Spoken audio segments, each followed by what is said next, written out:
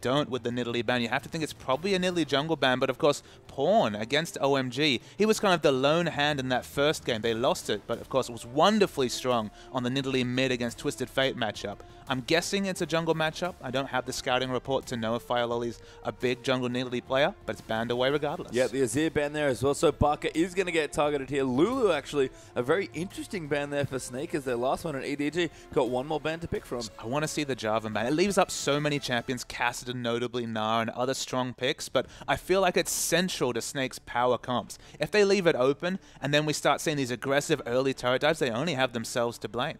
I mean, Callisto though banned out away, so Crystal going to eat a ban there as well, taking away a carry that he's performed very well on. Although, to be fair, Crystal tends to perform on any carry he gets, and Snake have a lot of choices to make. They play Lissandra, Flandre plays Kassadin as well, but they also plays Gnar, but do they really want the Jarvan? How badly do they want it? I can understand the Callisto ban. We actually see the lock-in coming through from Kassadin. Of course, it is a flexible pick. I'm not sure if BAKA has shown that champion multiple times. I'm sure he has the mechanics to play Kassadin, but if I was to be a betting man, I think that's going to be a Kassadin top. Yeah, I think so too. Flandre has played it a few times already in the LPL, and he's going to be back potentially on more of a carry-style top laner, which is always nice to see, but EDG, you're not going to move through. Veigar actually left open notably as well. He forgot about that as we moved through the draft. And EDG, if they want these two picks, they'd be very powerful. It's interesting to see the Veigar pick come through. Actually, Meiko lost a game on Veigar against OMG, the same game we're speaking of. It's actually the only loss that we've seen for a support Veigar.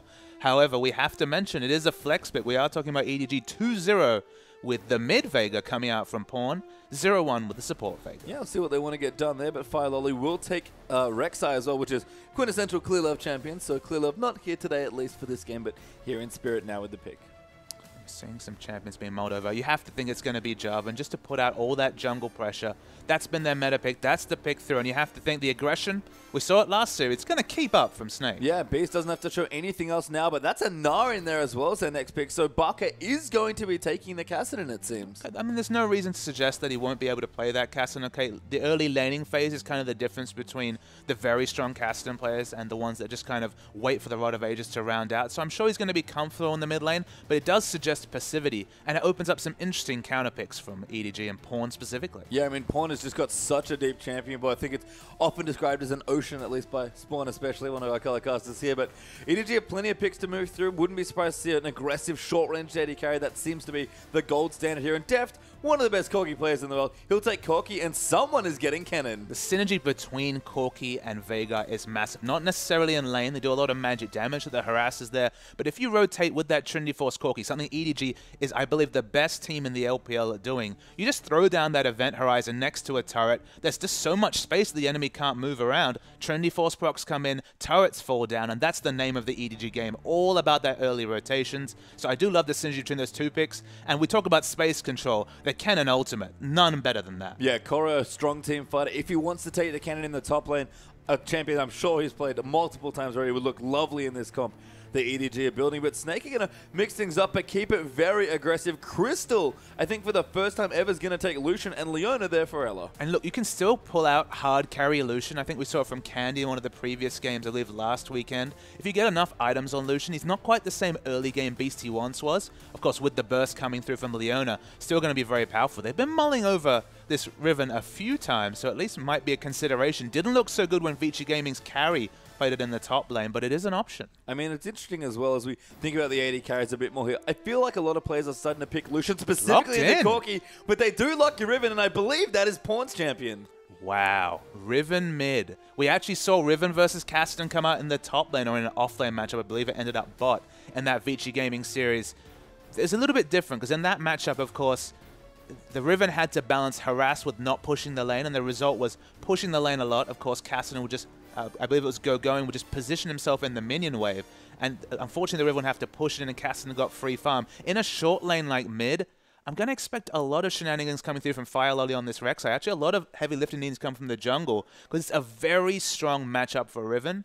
But this is a Jarvan 4. There's a lot of gank pressure coming from the jungle. Suddenly this game just got blown wide open. It's so exciting. Yeah, every time Pawn always has a pocket pick, it seems like every single game. It could have been the Veigar. This time, though, it's going to be Riven. The laning matchup is fantastic for Riven. No sort of magic damage to be shielded from the Q. You have to max the E, but you have to be so careful with your positioning. There's always significant burst potential coming out from the Riven. In the bottom lane, the Lucian versus Corki matchup, I actually do tilt this in the favor of Lucian. It's one of his still strong Lucian matchups because the Piercing Light doesn't have much of a ramp cast time. You get that trade and then you can use the Relentless Pursuit to dodge out of the Phosphorus Bomb, that slower moving skill shot. It's a very good Lucian matchup, but Lucian, it feels like he peaks around 3-4 items rather than kind of his 1-2 item power spike back in the day. Yeah, we talk a lot about Corki's mid-game power. He's no slouch in the late game. He does so much damage just everywhere as far as big mix damage is concerned. So it's all good here, but we have one hell of a game coming up. Let's get into it.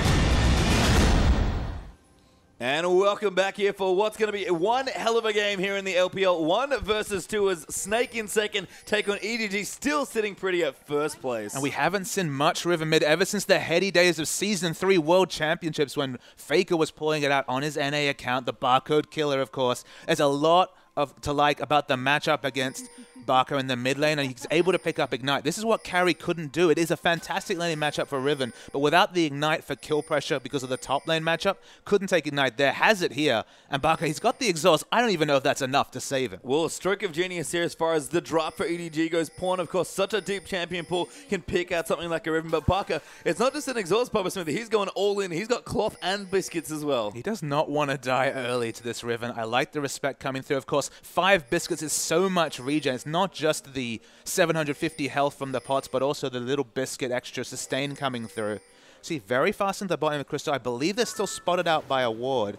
Be interesting to see how these lane swaps go through, as there's a lot of people looking to dodge certain matchups. Yeah, EDG do want to dodge their bottom lane matchup just because Veigar's quite weak in lane as a support, so it seems that they'll get that lane swap, but BAKA cannot avoid Pawn today. No, BAKA cannot avoid Pawn. Of course, as Kassadin, you prefer a short lane. I mean, the matchup against Riven, if he was able to get a swap to the same matchup in an off lane, it would actually suit Kassadin, a longer lane, more chance to farm safely at turret, but he's going to be left with the mid lane matchup and Pawn on the mid lane Riven. I love it. This will be a treat here. Pawn's such a strong player. Should be able to play a very technically demanding champion like Riven to a T. And the other thing I actually like is EDG's comp is actually totally fine with the Riven in it. Absolutely. I mean, they still have the balanced ranged auto attack coming through from Kennen as we see some shenanigans going on with the invade. Meiko actually stole the Gromp with a Dark Matter. That's amazing. That is amazing. Should not be happening, but it's amazing. And that just, I mean, the significant factor is, look, it's amusing to see him saunter off on that final boss Veigar skin with level 2, but the more significant factor, Pastry Time, how far does this set behind both Beast and Flandre? With the jungle follow, they're going to ping level 2 so much later. It's going to be so much more difficult to go for those early turret dives because everything's moved back 30 seconds, 40 seconds, maybe even a minute, missing out on that big level 2. Yeah, we talk about when teams do want to try and, you know, like target Snake when they're playing them in games. It is Beast that they often put a lot of early pressure into, and Meiko, he apparently didn't want to lane at all, not even just a swapper. He's in the mid lane now. He's just going for a roam. You have to think it's the Event Horizon level 2 as the jungle follow continues. And finally, Kennen's going to enter lane in the bottom lane. Yeah, Korra will join in there. Actually does have a Doran's Blade and some potions, so going to be able to last it probably quite decently there as he moves in effectively. And I think what's yet a 1v1 matchup now against Lucian. Not much to think about the fireOli, of course, on the Rek'Sai. Probably not going to have much of identity to the late game. Still going to see a lot of significant split pushing pressure coming out. No Lulu to help him with the ult, but actually Flandre is path to mid. Yeah, Mini Gnar roam they're coming through. The Boomerang's going to come in, and that actually forces a teleport cancel and the flash by Pawn. That's still a lot of summoners used. Now Pawn's going to play that much more safe. Remember, it's still Beast. It's still the uncleansable CC from level 2. He's got that CC, and you're going to camp this matchup whenever you see it because it's so one-sided, at least on paper, in Riven's favor. Yeah, BAKA, they're doing okay right now. Pawn staying ahead in CS, but BAKA doing the best he can to keep the minion wave nice and trimmed and Pawn out of his face. It's in a wonderful spot. I mean, BAKA does take some harass, but he's happy to be hitting minions under the turret. And I see you amused by the fact that the rotations continue. I mean, that Pawn just played that stun beautifully there. Knows the matchup to a T. Pawn, again, such a strong player. But Snake, this is a great rotation. A little bit risky, but they're going to attempt the dragon here at 4 minutes with Beast and Flandre at level 2. fireOli is so low on the other side of the jungle, so it's actually going to be a pretty safe buff come through. There's no potential for EDG to come check it. I believe it's going to come through. Yeah, Ella's here as well, and Beast continues a lot of creativity from the jungle. Crystal even moving in to help out, and Snake, they do get the Dragon. I believe Pawn put the pings out to show that there was pressure coming that way. They couldn't check if it was Dragon, but they're going to have an educated guess. It's suddenly 4 members in the mid. Flandre coming in as well. Ella looking for the flash, but Pawn's on the other side. BAKA chasing in, does land the slow though. Flandre, can he line up the boulder? He does not have very much Mega enough on left. There's the boulder, does get the slow, but they can't chase any further, and Pawn should be able to get away. They're still going in. The flash set from BAKA. Q goes over. Riven lives somehow. Oh no, the boomerang, that was amazing. The heal was clutch from Deft, but the snipe max range boomerang toss from Flandre gets first blood. Nothing Meiko could do. So slow on the roam. No Moby boots available yet. And first blood to Snake. Yeah, that boomerang leaving me literally flabbergasted with how Flandre hit it. And Snake, they're doing Snake things today.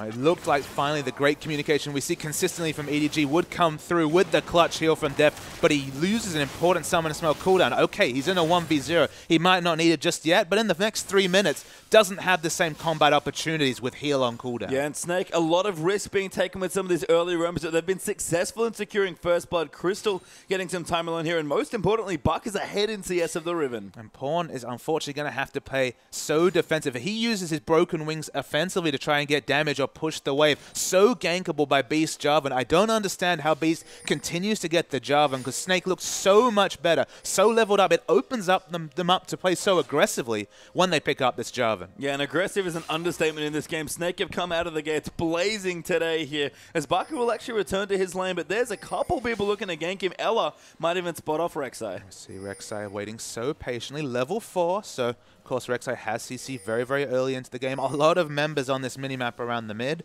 Both sides actually. Much danger coming through for BAKA. A lot of danger. Kieran Beast going to move and take the Scuttle Crab away. Meiko continuing to roam back and forth between the top and mid lanes, but can't find anything yet, and BAKA getting so close to the early level 6. And despite the first one, actually gold is very even, and Meiko, he wants to kill Flandre. Yeah, up in towards the top side of the map. Flandre does go down there to death. Very good stun up there, and Beast can't do anything to help the Gnar. This 5.2 Veigar, you have so few options when that event horizon goes down. It lasts a long time. He couldn't eat the burst damage coming through from Deft. Falls down, and Deft much happier now. Yeah, uses heal, gets a kill later for it. So good work, Meiko, making sure that Deft's able to get a bit of an early lead here. And actually, the AD carry is very even in CS. Crystal seems like he might be fast pushing now, though, using some of that light slinger passive to really get damage down on the turret. But the gold lead for EDG actually comes through the bottom lane, specifically Koro. So safe on this Kennen. Actually, with a second shot, still significantly ahead of Flandre in terms of the matchup. 24 CS is a massive advantage. It's so much of the gold lead coming through from EDG. Flandre, though, still able, because he's against Corki and actually taking mixed damage, to build for the eventual 1v1. The Hex Drinker is clutch in the matchup against Kennen, allows you to survive through that slicing maelstrom. Yeah, and Flandre in the top side of the map now as well. Deft actually stayed, and he has a 3-level advantage over Flandre, so he might try and get some work done. Ella, though, going to go roaming again as he recalls. Yeah, Ella's going to go for a roam. We've said that so many times. Usually it's on the Janna, his favorite champion, but Leona, so much pressure. It's what forced the lane swap, of course, because you get bodied out of lane as Veigar if you're against a Leona.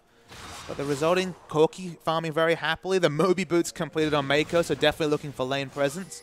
And Pawn, I mean, in the counter matchup, you have to say, behind in CS, that's the only real hole for this early game for EDG. Yeah, it does have a bit of a brutalizer here, so it can look to maybe get aggressive. BAKA, though, level 6 with an arm guard, very safe now. Patient time off screen, I saw some disgusting things coming through. I saw the aggressive the aggressive Valkyrie come through from Corki, and I wondered why, because Flandre was at full health. He's still level 3 against the level 7 Corki. He cannot even come within trade distance because he takes so much damage despite having the magic resist completed early. Yeah. Flandre is so zoned in this top lane. Yeah, I mean, he, moved around, got the first blood, got the roam, but hasn't got anything else. Finally, the wave going to crash into his turret, and he'll pick up some much-needed experience in CS. You know it's bad when the roaming support is higher level than you. Flandre's going to take a lot of burst. Yeah, he actually might go down here. Deft going to go, and the Ignite does come through the missile, though. Won't clean him off, and Deft gets another kill. The moment that Beast left lane burst down, I love the aggression coming through from Deft. He's so good at pushing the limits of the Corki. Usually it's with the Trinity Force, but pre-Trinity Force, just padding his stats, sitting on 3,000 gold. Yeah, literally has just the Doran's blade still enough. Beast could be in trouble. fireOli here, going to look for the flash on Boba. Ella moving in as well. Beast flash out of the exchange earlier, and Ella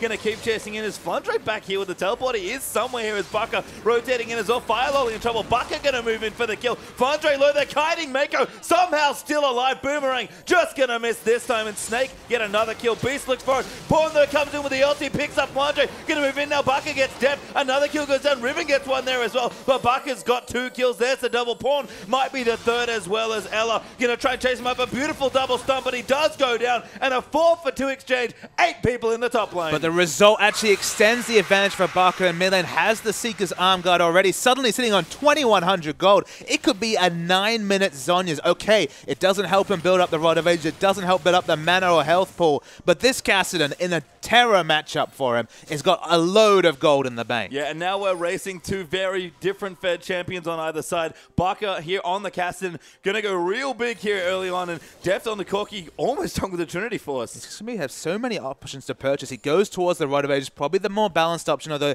leaves still kill pressure coming through from Pawn. Pawn 2-2-0, it's not the start he's looking for. A lot of CDR available, probably going to be useful because he needs to balance the aggressive broken wings, at least at this point, with the defensive ones, given how much attention he's gotten in lane. Yeah, Flandre is actually picking up a lot of much-needed CS in the mid lane as well, so thanking BAKA for his time off here in the mid lane. He might even get level 6. He's going to be close here as he moves in, but Flandre, again, rotating effectively. This happens so often to Flandre for some reason, but he plays resourceless so often. I mean, that's the funny thing, is that he was known as this carry top laner, but his identity in the LPL is mostly to pick up the bags of other people, hope to pick up a bit of farm where he can, because he's been put in so many bad laning matchups. Actually very comfortable in the mid, and he's watching as his team goes and takes a second dragon. Yeah, Snake a really good rotation. Flandre just showing a bit of presence, and EDG with no good vision, it seems like, around the area, just can't contest. Deft is in the top lane, going to take out a turret by starting to proxy this wave here, but EDG, they need to pick up the pace a bit. But I don't mind giving away the second dragon specifically. Of course, they had vision because the Scuttle Crab was dead.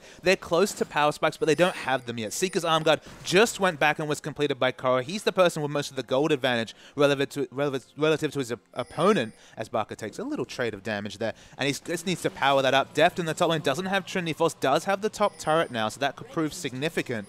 But they're so close to a power spike that they're almost in a power trough. They just want to wait and be comfortable and contest for this third dragon. I mean, makes sense. So Snake, of course, very happy to get an early first dragon there as well, so they're able to get the quick 2. Rod of Ages is going to come through here for BAKA, who's going to finish that at a pretty good clip. Pawn, though, you can see in the matchup, still able to bully Kassadin a bit. And it's still a very, very good laning matchup for Kassadin, but the question always is, what does the Riven do in late game team fights? We've all seen the games where Fed Riven comes from top lane and just destroys everyone, but it doesn't happen consistently in competitive games. The big thing for him here is that Koro and Meiko have so much AoE CC that if this Riven is able just to do damage and isn't focused down in a fight, there could be a lot of bursts coming out at the start. It's just whenever those abilities are on cooldown, you have to position so conservatively as a Riven, otherwise you'll just be exploded. You're still a very squishy melee range carry. Yeah, Riven in teamfights is a little weird. You kind of go from being a big aggressive split pusher in the top that bullies people to just honestly being an AoE machine. But the question is, how long in this game can Pawn have a split pushing advantage over Flandre? If he's not able to bully Flandre out of lane, of course, there's going to be a significant armor stack coming through from Flandre at some point in this game. If he's not able to bully Flandre and Flandre going to sit back with the teleport advantage, it's a strategic hold that Snake will take advantage of. He needs to be able to push his opponent out of lane consistently and then just look for that perfect team fight when everything lines up. And let's just take a quick step back here and appreciate the top 2 teams in this league, because the amount of rotations that have happened in this game are amazing here. Crystal's rotated in to the mid now. We've got Flandre in the top, like you mentioned. Pawn's moved up in there as well. Everyone's moving around just seamlessly in the first 13 minutes of the game. Absolutely. Very experienced, smart top teams coming through. We saw almost 3 members were posturing. Leona was thinking about the turret dive on Pawn in the top. The pressure's relieved, and it just remains just the Pawn versus Flandre matchup in the top. As Koro, he's looking aggressively down bot. 3 members, in fact. BAKA might get gang. Meiko's going to move in there as well. BAKA just dodging the stun, will stay in the middle and maybe look to recall instead. Going to wander back down to bot lane. I mean, EDG's standard playstyle with this Trinity Force Corki is to rotate and get structures. They have the top turret. The mid one is easy to defend in that short lane. Deft's the one who's going to pick up blue. Of course, he's the only person that uses mana next to Veigar on his team, so it should be consistent double buffs coming through from Deft. It's not a protect the Deft comp, but he's going to be certainly set up to succeed. Yeah, he always is on the Corki with EDG as well, and we're going to check on a couple item timings here as well. Just to note, Deft's Trinity Force came at about 11 minutes in this game, and I believe Kassadin now has enough for his Rod of Ages, so if he goes back, both those items are actually reasonably accelerated. In Deft's case, especially so. And worth knowing that Crystal's gone for the Bloodthirster first. Of course, excellent for taking down structures, excellent for aggressive positioning to do any neutrals, but of course, in terms of right-click damage, it's not an infinity edge. Even with the change to the critical strike, moving down from 25% to 20% that came through on this patch 5.2. Crystal's not looking for early fighting. It's usually the third, fourth item spike where we see a really impressive burst of damage coming through from this Lucian. And just as a small thing as well, Flandre CSing under that turret was unbelievable. So Flandre somehow is actually catching up here. Korra is still 25 CS ahead, but you can tell why Flandre is happy to play without that much gold. You know the game's in a lull when you're able to appreciate the little things pastry time, but hey, these top players, they're all right at CSing under turret. There are a lot of really beautiful little things in this series, and don't worry, Snake, and maybe taking the foot off the gas for a little bit, but that won't happen much longer. Third Dragon's coming up in about 4 minutes. Absolutely. That'll definitely be the time when we just won't be able to see the amazing last hitting mechanics under turret. Flandre has a lot of people backing him up. They're actually expecting the overextension from Pawn, I have to imagine. But Pawn on the other side of the map, and no strategic holes to be exploited by Snake. Again, another smart rotation. Tiamat not quite done for Riven, but Pawn's going to rotate and continue pick up CS. Even now, actually, to BAKA, who's now done with his Rod of Ages. Deft's now with a blue buff, I believe, actually, in the mid lane, but Crystal's holding him off. It's going to be a big battle, potentially, for the mid lane turret. So many people committed to the top lane at this point. A lot of backup coming through from Flandre. A lot spent on Sorcerer's Shoe, so that you know that the Slicing Mountain is going to be a massive factor in the next fight, but it delays the Zhonya's significantly for Korra. Flandre actually might manage his rage. They do spot fireOli. Good boomerang there. BAKA's here as well. So this is potentially going to be a dive here. Snake are pressuring for a turret. Well, we see Riven in the bot lane is split pushing, so it might be objective for objective, but it might even be a kill. So smart by Flandre. BAKA dives in as well. Knars him into the wall. Wall-ups as well. Korra pops the ulti, and Flandre gets the kill. There was no reason for him to be so aggressively positioned. That sounds like a contradiction of terms. He was about a foot behind his turret, but he needed to be safer. He's going to be a turret trade with the Riven pushing so aggressively in bot, but Deft's in trouble. He's going in though. Ella's going to tag him with a Zenith play, but he's forced to flash out almost instantly. Crystal took a big burst of damage there. I mean, it was always going to be a swap of turrets, so I don't understand why he needed to be an experienced range. Just hang back, watch the turret fall down. It's going to be 4 members committing for an objective that you're getting with just 1 member, and just give time for Deft to pressure this mid lane turret. Yeah, good pressure. Does get EDG, the crucial mid turret there. Pawn also collected the one in the... Never mind, turret's still there. I tell a lie. Bottom lane turret goes down, but mid lane turret is a little bit of a bridge too far at this point. Yeah, Crystal gets low, but does go back just in time for the next dragon that's up in 20 seconds as well.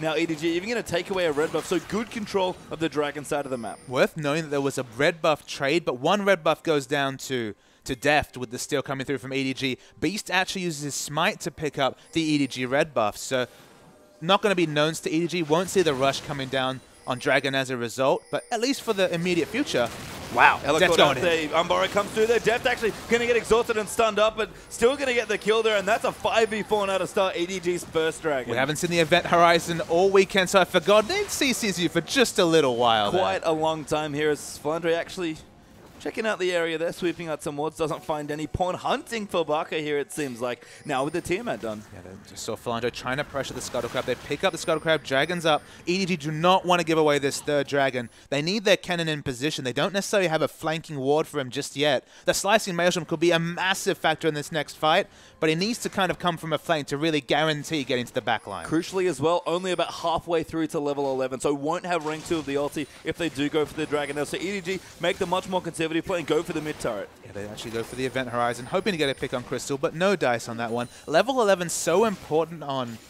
Korra for this Kennen, but maybe not for the reason you think. It's not necessarily the amount of damage that comes to it, it's that you have enough bolts, I believe, with a level 2 ultimate and just putting down your W to stun up a whole team. It's only at level 16 where it's an auto stun for a whole team. It's situational. They're going through. EDG going to claim their first dragon, but Snake want to fight them for fireOli. Getting knocked up in there as well. Beast dives in. BAKA though gets exhausted, and Deft gets the first kill. Flandre goes in. Nasty pivot into the wall. Korra's diving in onto Crystal, and Flandre's forced to back away. BAKA chasing Korra. The kill goes to Crystal. Now that is going to be Gnar going down as Ella is in trouble. But Pawn's getting low. Will go down to BAKA. That's a double. Deft got a double there as well. Can make it a triple, but Deft now in trouble. Crystal going to chase in for yet another kill. Should be able to get it. Deft goes in real deep. Meiko tries to find the stun, but can't do it. And 4 for 4. The vision juke coming through from Deft was massive, though was able to get the pick up on BAKA. It's a 4 for 4 trade. Meiko, he wants to steal another objective. I don't know if he's going to get this blue buff. He's going to line it up. He does. He's a Dark Matter. He didn't steal it. No, he did. Oh, he did. What a wizard. I mean, literally a wizard. Yes, literally a wizard. Very good at this game as fireOli. Does catch Crystal. That Chilling Smite actually, as Crystal tried to get the buff. Crystal's going to be pretty sad about this. He does go down there. fireOli will get credit for that kill. No buff transfer. Actually, red buff onto fireOli, but Man, the Rek'Sai ultimate actually came out massive in that situation, being able to get the exit kill. Ends up being a 5v4, and Veigar, Event Horizon's going to be on that much shorter a cooldown. Yeah, very greedy from Crystal there, but a great steal again from Meiko. Apparently he's done this before, and EDG is starting to pick it up now. About 2,000 gold ahead, but not a massive lead. But Bloodthirster accelerated massively here for Deft. We've got the Hydra done now for Riven as well, plus an Aegis here for fireOli. But a very interesting pickup coming through from BAKA. Actually goes for quite a late tier to balance out his build. This is something that Dada used to do around Champion Spring last year, getting the late tier, because you know eventually you'll stack it up because you use the Rift Walk and you'll cooldown so often in a fight. But it's very little stats right now, and they're against a Riven. So this is suggesting to me they want to pull this game out and move away from the point where Riven's able to reliably get into the backline, wait for QSL, wait for Banshee Veil to come through. But it's very interesting to go for a late game item against what is a very strong mid-game team. Corki, Riven, Kennen, all wonderfully strong in the mid-game, and yet you're building a tier. Yeah, EDG Kings of the mid-game here as well. We've seen it so many times with the Corki especially that they've just looked so good. And Flandre can continue getting CS. Snake are valiantly defending the mid lane turret. I feel like Crystal and Deft have been fighting over for about 10 minutes here, but Meiko going to try and line up the stun, just misses. Meiko has no flash. Maybe he does have the distortion boots. I was going to say consider it. He has the talisman and distortion. He's going for those big Event Horizon plays in the late game, but for now, going to have to back out just as Pawn finds a red, happy to find a pink ward on his retreat. Yeah, Pawn has been very mobile actually in the, basically ever since he left his lane after getting level 6, he's moved around, split push a lot, and just creating pressure and getting vision for his team. We've seen so many different laning matchups. We see Pawn versus Flandre and Koro versus BAKA as the result. Flandre is not respecting this Riven and gets deleted in the bot lane. Yeah, Pawn just destroys him there with a great combo. Just no reason to die there whatsoever. It didn't even need to use Flash Pawn, but got the kill down onto Flandre. Need to respect the Riven. You don't see it so much in competitive play, but we've all played solo queue. We know how much damage this Riven can do. Yeah, and Flandre now the Warden's Mail, maybe thinking that, hey, that Riven hurt a little bit more than I maybe would have liked it. EDG in the mid lane, still trying to get this mid lane turret, but with the Veigar Corki, shouldn't be too hard. fireOli going in, actually, Beast dodging out of the Foster Storm. That's a great stun coming through. fireOli going to go dove in on Beast. They're going to follow in with a knock-up, and now BAKA coming in, but Deft gets the first kill. BAKA's still not able to get it. Rek'Sai will live here. Great exhaust by Meiko, but Crystal moving in now. So Pawn comes in, double stun with the W. BAKA though does Rift Walk out, but Crystal, he's not going to have any such luck, and Deft gets a triple kill. There's a reason why Deft is so strong on this Corki, why we see it so often. The amount of damage he does, it feels like it's a different champion. He can do so much burst in the mid game. The BF sword helps, of course. It looked like EDG got greedy. They went for the dive rather than taking the free structure when they got the double stun with Event Horizon. But this is why they're a top team. They get 2 turrets out of it and maybe another kill. Flandre going to get stunned. No, does actually on the end, but he does bounce out before it happens. But there's 2 turrets for EDG and a massive gold lead now. It's an understatement to say 6.3k gold at 22 minutes. It's just a massive lead for a mid-game team, no less. The tier is now looking like more and more of a hole in BAKA's build. He did so well. Remember, he got that snowball triple kill in the top lane. I don't know about spending your gold as he's done because he doesn't have the Zhonya's despite having a very early Seeker's Arm Guard. And all the power troughs on Snake are balanced out by a massively strong EDG. Yeah, BAKA will have the Zhonya's finished soon though, but EDG is spending some more gold. Pawn, Black Cleaver now for even more damage. So not interested in any sort of bloodthirst. It doesn't want sustain, just wants damage. And of course, it gives him a little bit of health, but the big thing is, guess who's going to be doing even more damage? Of course, it's Deft. Already got the bloodthirster and a second BF sword. He's stacking AD like it's going out of fashion. Maybe there's a discount at his shop because he's got a lot of it at 22 minutes. Maybe, and I actually like what Meiko's done with his inventory as well. Has a luxury QSS. Well, he needs to get... You can see what he's all about. There's only one ability he cares about with that build. He's going to get the perfect Event Horizon and no stun, no solar flare. Nothing is going to stop him. Nothing in the world will stop Meiko there. And when we look through as well, EDG, Koro's actually finished up a zone. He's kind of playing like a Rumble this game, just getting in and using his ult. I mean, that's just the way he's going. That's all he really needs to do. Of course, he delayed the Zhonya's with a Sorceress Shoes. That's why I was worried about potentially the next Dragon fight. It looked like it might be one of those situations where it's Kennen, you're like, all right, going to ride in with the Electric Rush and then just die before you can even activate your Zhonya's. So smart pickup, of course, has the Zhonya's. Maybe even a Rylai's just for another defensive peelish spell, of course, does apply with every time you proc the Mark of the Storm. So be very smart to pick up a Rylai's, or maybe just go straight for the Void stuff, because I think the magic resist, it's going to start coming in from Snake. Yeah, Crystal down in the bottom lane now as well, clearing out some minions that Pawn had pushed in. He's actually apparently going for his Draven build, or at least the start of it, because he's already got a Last Whisper done with his BT. I mean, look, it's going to be a lot of culling damage. The Piercing Light going to do a lot of damage, but of course the consistent damage, that's where the lack of critical strike, the lack of attack speed, I mean, of course he does have a Zeal, but the relative lack comes through. Look, massively strong as Crystal once he picks up the 4 items, specifically, let's say, Phantom Dancer or Static Shift into Infinity Edge. That's when Lucian hits high gear, but of course that's the polar opposite of how it was a while ago as Dragons rush down. Second Dragon, I believe 2 all-in Dragons. But yeah, it's the late game power spike for Lucian compared to the early game power spike of a few patches ago. Yep, EDG, they're going to move aggressively through Snake's jungle here in the bottom right-hand side. Deft leading the charge on the Corki, very strong like you mentioned here, even as the Silk shoots for a bit of extra damage coming through.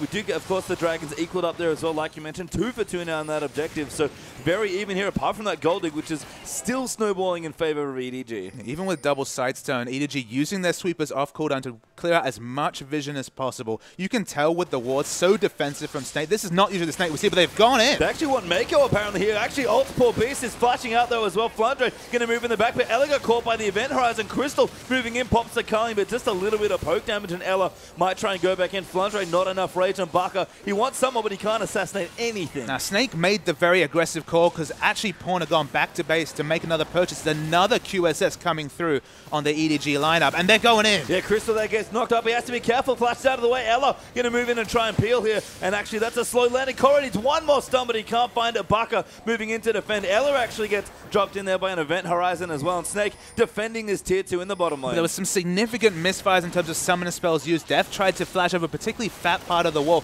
Couldn't do it, so they used a lot of summoners to get the exit kill on Crystal, and he lives. BAKA, though, does get stunned up there. They are going to dive in. fireOli dives in the back. BAKA, a good zone. But Corri dives under the turret with his ulti, ticking away. Pawn finds Flandre with the knock-up. Corri gets a couple kills. That's 2-0 EDG. With this mid-game comp and noticing the late game comp coming out from Snake, they're trying to make this week 2 result a distant memory. So fast has the turnaround been in this game in the last 10 minutes, and EDG advantages in every member of the team. On Papa Smithy, honestly, they're going full Snake with how they're approaching this game. Diving turrets relentlessly, happy to just go in under turrets and try and pick up kills, and it's working a treat so far. Butchering some of the win rates on, for example, Beast Jarvan, previous to this game, 6-1, looking like 6-2. We have to remember, though, there is the Riven. The Riven is always a question mark in the late game, but I love the early QSS. He wants to be doing as much consistent damage as possible. Yeah, EDG just have to win the mid game. That's what they've picked for here, and the Baron even going to go down quite quickly. Deft does just ridiculous amounts of damage. Look who's around. Beast is there. They're going to have to kill him. They do get going for it there. The ulti even comes out for Veigar, but it's not enough. Deft might have actually face-checked the Leona ulti. Gets stunned up there as well. The Baron, though, does go in, and now Korra's going to move in. Deft getting low there, but it's not enough damage. Ella forced to flash out, but gets stunned up by Kennen, and Deft pads the scoreline 12-2-3. BAKA's slow to react, isn't able to get a counter assassination onto Deft. Of course, with all his AD stacking,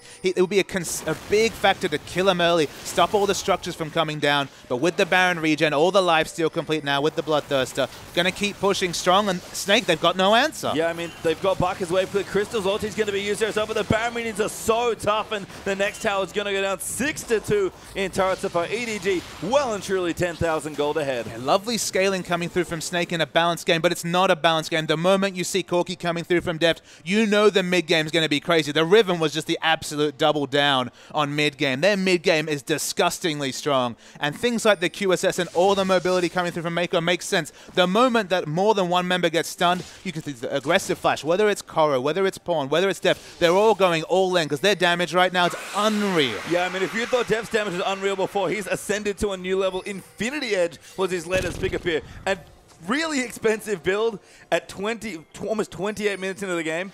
Deft is going to kill everything. I don't know where he got 14,000 gold in 27 minutes, but it's already come out in the rift. Flandre, he's going to die, but it's a very nice ultimate. He gets stunned. Good double knock, good bounce out as well, but it's still too much damage to take, and Deft snipes him with a rocket for his 13th kill of the game. He tried to sneakily sidestep out of the Event Horizon, still caught. Such a fat skill shot. Gets stunned up and will eventually die. 13-2-3 is Deft on this Corki. What does it take to have a Corki ban against you if you're EDG? I don't know, maybe this game at this point in the LPL. Snake going to back off towards their base. EDG will rotate down here as well and try and take another turret. All they have left is to break their base, and they still have a Baron buff, I believe. They still have the Baron buff for at least another few seconds. Yeah, it's about 60%, 70% done. These minions are going to be strong, and unfortunately, there's no items on Snake to deal with the strength of EDG. fireOli looking aggressive there as well. Pawn going very aggressive. Finds Crystal there with a knock-up, and he just gets blown to pieces there by Riven. Korra going to use his ulti. Ella going to go down next. That's 3 kills under the turret. turret. EDG almost ignoring the structures, but they'll get an inhib, and that might just be game. Health bars are exploding as if it's still level 1 on the side of Snake. They have items, but nothing to compare to EDG. Everyone goes towards. Finally, Deft dies trying to dive the turret, and this should be game. Yeah, a little too deep. Deft's going to make it a little tricky, but Snake tapped them out. EDG rout them in game 1.